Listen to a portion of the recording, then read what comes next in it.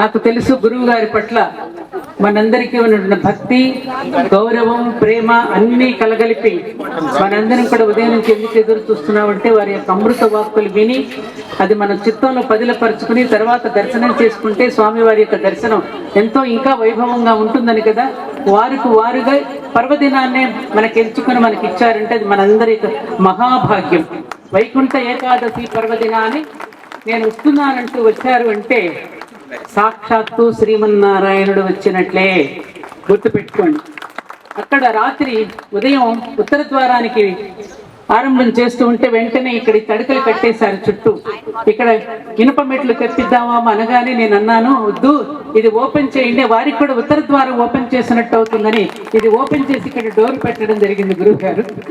అందుకని శ్రీమన్నారాయణ అంశతో జన్మించినటువంటి ఆ సదాశివుడి అంశను, శ్రీమన్నారాయణ అంశని కూడా కలబోసి జన్మించినటువంటి మా గురువు గారికి మరోసారి పాదాభివందనం సమర్పించుకుంటూ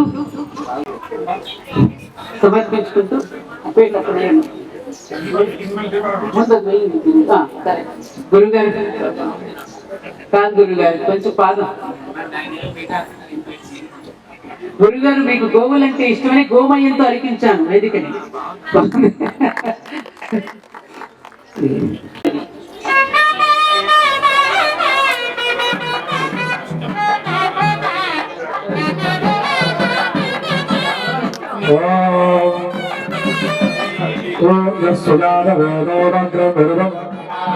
పశుగుష్టమఖ్యమావహ జీవనం చ దిశో దిశా మానోహిగుంసేజ్జాతవేదో గామశ్వం పురుషం జగతు అభిభ్రదగ్న ఆగహ శ్రియా మా పరిపాతయా దీపరాజాయ విద్మహే స్వప్రకాశాయ ధీమహి తన్నో జ్యోతిః ప్రచోదయాత్.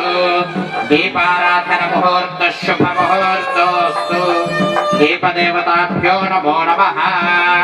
సర్వోపచార పూజార్థే గంధపుష్పాక్షతాని సమర్పయామి. దీపే శ్రియమావాహయామి, స్థాపయామి, పూజయామి. ధ్రువం దే రాజా వరుణో ధ్రువం దేవో బృహస్పతిః.